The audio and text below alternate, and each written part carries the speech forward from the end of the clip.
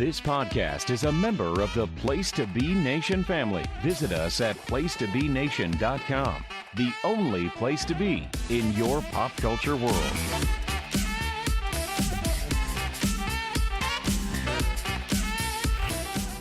Place to Be Nation, welcome back to PTBN's NBA Team Podcast. We are now at the NBA finale, the NBA Finals. All I have to do is replace the E with the S, and we have the NBA Finals, the championship series. Not the matchups everybody wanted, but some that are going to be aesthetically pleasing for the basketball heads. We're basketball heads. We are the heads of this podcast. I am one of them. My name is Andrew Riche. I'm joined by the other head of this podcast, Adam Murray. Adam, is your basketball X's and O's juice getting flowing for this NBA Finals coming up? I'm going to say no. It's offense versus defense. No, it's or awesome team versus kind of good team. Is that what you mean? We have a underachieving team that surprised everybody, and the Thunder only won 68 games. Really, muscled their way through. Well, they should have lost to Milwaukee. They should have lost to Cleveland. They should have lost to the Knicks, and all of a sudden, here they are. Proving for the fantasy bookers going into the playoffs when it started, I'm pretty sure people penciled it. I mean, I know I did. I said, and then we're going to get Boston and Cleveland. This is what we're going to get in the conference final. Didn't happen. They both got knocked out in the second round. Obviously, the Thunder, they executed on their promise. Like they did what they were supposed to do. They did, and but unfortunately, with that, SGA is great. He should win it. And then people finally watch him dying literally every time he drives, and it's just like. People, the casual people. Yeah, this is the first time ever. I mean, we've had floppers and people get to the line all the time. I know people have been using those stats a lot about how many superstars get how many free throw attempts in playoff series and finals and blah, blah, blah. But this is the first time ever I've heard chants where the fans troll a superstar and call him free throw merchant. That's the first time I've ever heard that one. It's not a good sign where the casual, like I said, the people I know who are like, oh, who is this new team? They say like, that's the guy everyone's talking about. He just flops and gets to like how everyone's like, it's great, but that's not the basketball I want to watch. Can I make an excuse? Can I be the devil's advocate? The Thunder are an acquired taste. They're almost like what the Spurs were in the early 2000s and what the Patriots were in football. Now the Patriots grew to have a superstar quarterback in Tom Brady, but when they first started winning championships, it wasn't really that way. And the Spurs were kind of that way. Obviously, Shai Gilgeous-Alexander was the MVP. He won the award while the conference finals played out. I didn't have a problem with it. Jokic as the runner-up was totally fine too. So they do have a superstar. They do have a go-to guy, but the plurality and the diversity of their skills is really what makes them good. And then on top of it all, defense. Defense is what won them a lot of their games. Defense is what won that conference finals against the Timberwolves. Well, we said it last year. Like, we knew what was wrong with them. And then, well, what did they do? They got Hartenstein and they got Caruso solely for the defensive prowess. Mm-hmm. And okay, well, that seems to close a lot of the holes. And it came down to, your regular season good. So are a lot of teams. Do you guys have the maturity now? And it's like, well, you watch. And they lost to a team with two superstars who don't give a shit what X's and O's you throw at them. They're going to make shots, and Kyrie Irving, Luka Doncic. Remember too, people forget this. Dallas needed to make free throws to get the lead at the end of game 6. If they lose that game, they go back to OKC and OKC probably wins. That's how close OKC got to getting to the conference finals and playing the same Wolves team that they just tore apart. Yeah, and the Wolves team. This team was right there. Long story short, the Oklahoma City Thunder for 2 years have been right there. They've been right there, and it was a lack of experience the first time. Did them in. So what did they do? They did their corrections. And they knew what it took to get there. And then, now they're on a mission. And much like every other round, I expect them to completely. I meant every other round. That's what I was about to say. Like, not every round, because that's exactly what I was going to point out. That Indiana, the person they need to thank is the Thunder, or the Thunder. The team they need to thank is the Nuggets, because the Nuggets pushed them hard, and they had to dig down deep to win. The Nuggets pushed them harder than they probably should have or even expected. you know what that reminded me of, to be honest with you? It reminded me of when the Knicks in 92, and the Bulls were way better than the Knicks, but they pushed them to 7 because they just had certain advantages that Jordan and Pippen couldn't figure out on the immediately, and they had to adjust. And that's what the Nuggets did to the Thunder. The Wolves, I don't know, man. It's hard to explain. I mean, we'll do their gone fishing. They're not in the finals. I do want to talk a little bit about this, is that their offense just sort of died on the vine. They didn't have a good plan B. And when Randall started going cold shooting wise, they had no ability to penetrate, dribble, make plays under the basket. Jaden McDaniels, he almost went through the Space Jam thing where it looked like his basketball power sapped out of his body. He couldn't dribble. Like, he was turning the ball over left and right, and the Wolves turned the ball over too much, and it came back to get him. The Wolves were just one-dimensional in the end. Yeah, and Edwards was just okay. He was good, but he was that was okay. The thing, is he was kind of spent from before, and there was no extra gear like we've seen with Haliburton. I didn't take too much stock into the Game 5 blowout, and the reason why, Adam, is that I felt like they let go of the rope after Game 4 because the Wolves had to be a little down after Game 4 because they shot the ball really well over 50%. They score 126 points, and they still lost because they lost the offensive rebound battle and they lost the turnover battle. And when they lost that game, they were down 3-1 and they were going to OKC. I think they let go of the rope. They were just like, fuck it. We're not going to win this. They'll never say that, but you could tell by their body language. Their head was not in it.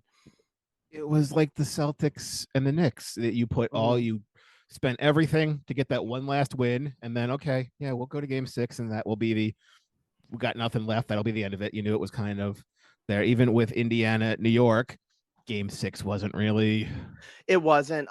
There was a bit of the thought in the back of my mind, maybe they'll push him hard and see if they can get it back to New York. You know, the thing that there's a lot of, the most attention paid, the highest ratings, the most media attention, and we talked about this before when we previewed the conference finals, is that it was mostly on the Pacers and the Knicks. It also was the last playoff series on TNT because their contract ends and it's going to NBC and Amazon, and that sucks. And it was very sad to see him say goodbye, but that's business. The thing for the Knicks and the Pacers, Adam, I'll let you kind of talk about a little bit about how you felt about the matchups, because everybody talked about a lot of different storylines, but I think honestly it came down to two things. Number one, the Knicks beat the Celtics because the Celtics just couldn't make threes. They shot well under 40%, sometimes under 30% from three throughout that series, and they limited their turnovers. The reason, and in the Pacers series, the Pacers made more than 40% of their threes, and the Knicks turned the ball over like crazy, and that was why they lost the series. Yeah, but that was the series before, and the Knicks, this one, if Siakam was the Eastern Conference final, he was the MVP, that doesn't say much if you spent all this money on Towns and Obi, and you brought in Bridges, and they didn't stop him. Yeah, the Pacers have sneaky depth. They were able to get away with like hiding Ben Shepherd on the court, and even Thomas Bryant. Now, Thomas Bryant, the people who wonder why did Thomas Bryant make threes at the end of Game 6 to kind of put it away. Tony Bradley got hurt, and that was Tony Bradley's spot. So when he got hurt, Bryant took the spot. But Bryant, I guess, has been working on his jump shot, and he happened to make 4 threes because the game plan for Thibodeau was like, this guy will not hurt us, because he doesn't. And Thibodeau's plan was the same. I don't have a bench. I've moved Robinson. He doubled down on the Mitchell. That's what I was about to say. He doubled down on Hart the Mitchell was Robinson ineffective, so Hart's like, I'll go to the bench. Okay, you have a seven player. You have two bench players essentially. Miles McBride didn't do anything, and Landry Shamet had a wonderful game in 6. But for the most part, that's his strategy. And as you've seen with Indiana, the Boston Celtics last year, Oklahoma City, depth is necessary now. The concept of a big. Ain't it awesome when your starting center and Miles Turner can go for less than double-digit points most of the series, and you still easily score? That's a great luxury, isn't it? That's when that's because you have guys like I already mentioned Shepard. You got McConnell, Andrew Nembhard. Andrew Nembhard just doesn't seem to miss. If he has a stop and pop jumper, it's very likely going in. 70% of the time, it's going in. So what worries me about this finals is it just looks like the 2001 finals between the Lakers and the 76ers. Just on paper, like Indiana will steal game 1, but then all of a sudden Oklahoma City is just going to win the next 4 easily, and it's going to be not like it's not going to be a fun series. Is just the way I see it coming in. Everyone's like, yeah, Oklahoma City is the overwhelming favorite. Indiana, they've overachieved, but what are you going to do against that stifling defense? I mean, New York slowed them down a lot.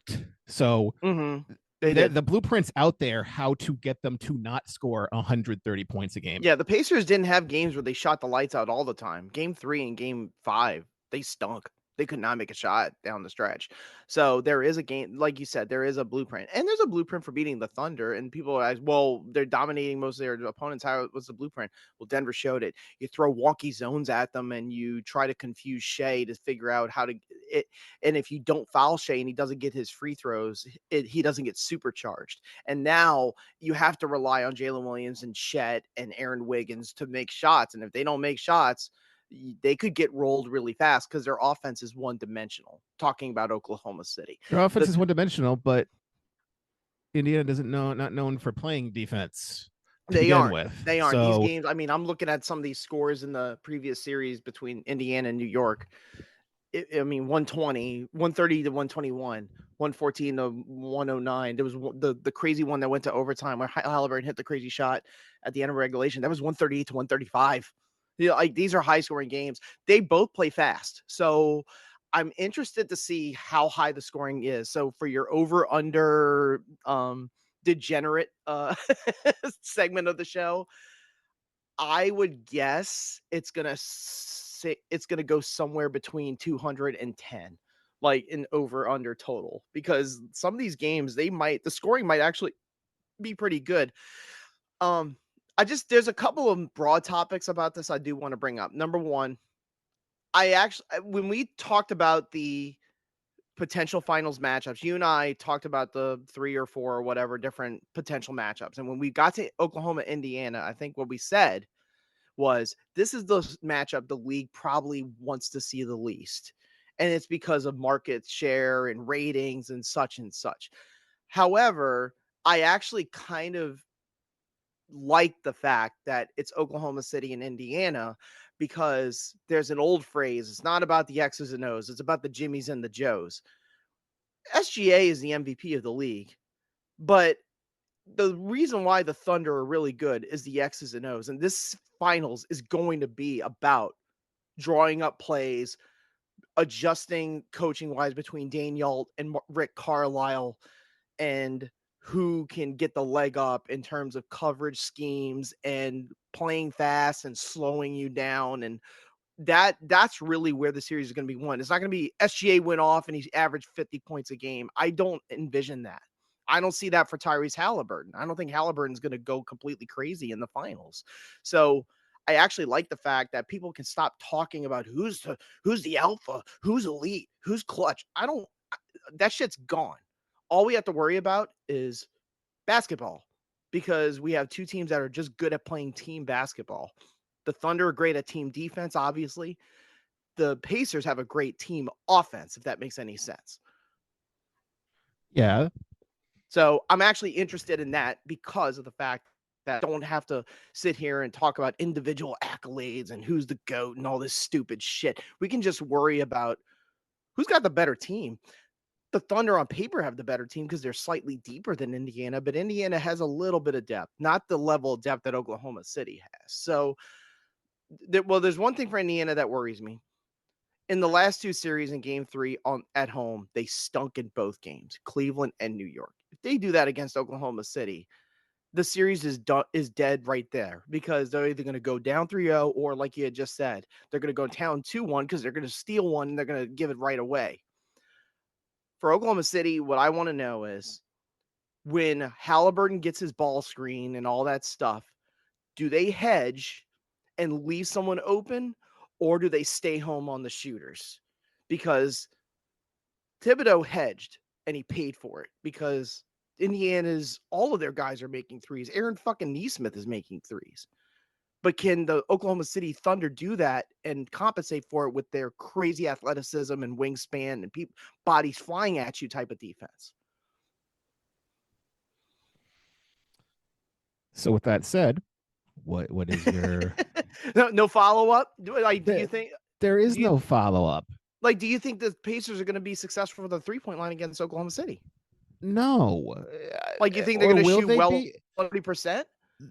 Indiana is known for shooting 50% very easily. Mm-hmm. I expect the defense and then the finals and everything to get them down, the percentages down. And with that, very one-dimensional, very dynamic defense, a one-dimensional offense against a very dynamic defense.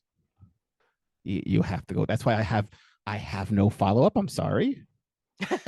The other thing too is that the Pacers routinely got beat offensive rebound wise in the Knicks series. The Thunder are better than them in offensive rebound. So if the Thunder get extra possessions, they're going to turn that into points. They don't screw up extra possessions, talking about the Thunder.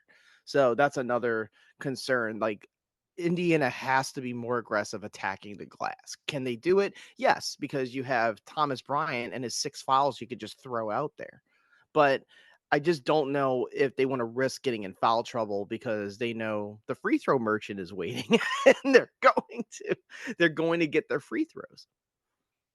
Okay. Again, what is your I have already said this appears to be You see Thunder in 5. Very, very good. You've been listening. Barring a very close or a sweep, unless I don't see a competitive 6. If it's a competitive 6, I definitely can't see it going 7 either way. If Indiana, if Oklahoma City falls apart, I expect to fall apart and just a collapse that just takes them out of it altogether. Yeah. I think I got this one right last time. I think I said the Pacers would go to the finals. You did. I did. I said that, and I've been wrong every round. And when everybody was saying bing bong, I'm like, no, they're gonna get knocked out. I like the Thunder in 6. I think the Thunder are good enough and they're resilient enough to actually finish off a team in their building to win the championship. I think they're good enough to do that. They're just one of these checkmate type of teams where X's and O's wise, they just put you in a really tough spot. That's what the Patriots used to do in the Super Bowl. That's what the Spurs used to do when Popovich and Duncan were there. They just put you in a really tough spot where it's like, okay, we're either going to have to like sacrifice our 3-point shooting to get easy baskets, or we're just going to have to die at the 3-point line. And if we lose by 30, so be it. At least we lost doing what we're good at. So I feel like the Thunder are going to trap the Pacers at some point in this series. Maybe the Pacers get the first hit. Like you were saying, maybe they get that first road win and the playoffs start. The finals starts, which is a stupid narrative. But I think the Thunder are good enough to steal a couple out of Indiana. I definitely believe that. I do think it's going to be a competitive series. I don't think it's going to be that one-sided. That's just my opinion. I just said it appears that way. And usually I can be like, well, that's definitely not going to happen. They're going to throw Lou Dort on Haliburton. I can already see it. I can very easily see Aaron Nesmith on Shai Gilgeous-Alexander. Now, yes, we've seen the accusations that Aaron Nesmith likes to do the scissors kick, the Bruce Bowen scissors kick, and try to get people hurt when he guards them. If he does that, we know this about Shai because he gets the most free throw attempts in the league. If you even so much as touch him, he's gonna get free throws. So Nesmith might not be very effective in this series compared to the next one. That's all I'm gonna say. I expect Oklahoma City to win easily at Oklahoma City. It's game 3. That's the big one. They go back to Indiana. If Indiana comes back and does what Indiana does, okay, that might be different. Yeah, go ahead. Fast start from the Thunder, and hopefully that just doesn't carry through the series. I don't want it to be a sweep. I don't want it to be 4 or 5 games and every game sucks. Why am I watching this? Color scheme, it's a great one. Yellow, navy blue versus blue and orange. It's actually a good color scheme. But I don't think that's what people are into the finals to watch. I think the games will be good. I don't think they're going to be rock fights. But like you said, I want a competitive series. I definitely want a competitive series. Let me ask you this: 2022 between the Warriors and the Celtics. Would you say that was a good series, quote unquote? Like, was that a competitive series? It went 6 games, and then there was still hope on game 6 that they 23 was not competitive, in my opinion. Everyone knew Denver was going to win. Yeah, 24. That's why I'm like 22. 24 turned out to not be competitive because the Celtics were just that good. I want this one to be competitive. I'm interested matchup wise in what they do with Turner and Siakam, with having Holmgren and Hartenstein. If they put Hartenstein on Siakam is going to eat him alive. So I don't know. I wonder if they're going to put Chet on Siakam. We will find out. So I do like the Thunder to win the finals. You have the Thunder in 6. I have the Thunder in 5. I hope for competitiveness. I haven't been correct yet, so me saying the Thunder easily in 5, then I expect to be wrong. Also, like this is the first finals for the Pacers since 2000. I remember that well. I was graduating high school, and it was the first finals win for Shaq and Kobe together. Great trivia question: Who was the Pacers head coach? I bet you a lot of people don't know it. Was the Pacers head coach in 2000? Was it Larry Bird? It was Lawrence Bird. Yes, Larry Legend was. And then for the Thunder. It's not. I don't want to get into this discourse about the franchise and the Sonics. I consider this their second finals. I do. Some people say this is they won a title in 79. I don't count that because when the Seattle gets their expansion franchise, that's going to go to them. All the records revert Seattle. Back. You can't take teams moving, and it's been enough time. Mm-hmm. Wait, I don't get what you're saying. So are you saying that this is? I'm saying this is Oklahoma's team. You can't just say. So you don't count 78 and 79 and 96. That's like the LA Dodgers counting all of Brooklyn's winnings and the LA Lakers counting all of Minnesota. Like Minneapolis, yeah. Yeah, let's just you're in Oklahoma City now. The glow has worn off. Like you said, Seattle's going to get a team in 2 years probably. They win in 2012 when they had Durant, Harden, and Westbrook. They lost to the Heatles. So, one of them's going to win. I mean, obviously, you can't have losers. Like, one's going to win. So, when all the stats revert back to Seattle, does that mean Seattle can co-op this championship if they win? Listen. When the Charlotte Hornets became the Charlotte Hornets again, I had no problem with them retaining the playoff records from the 90s. I had no problem with that, to be quite honest with you.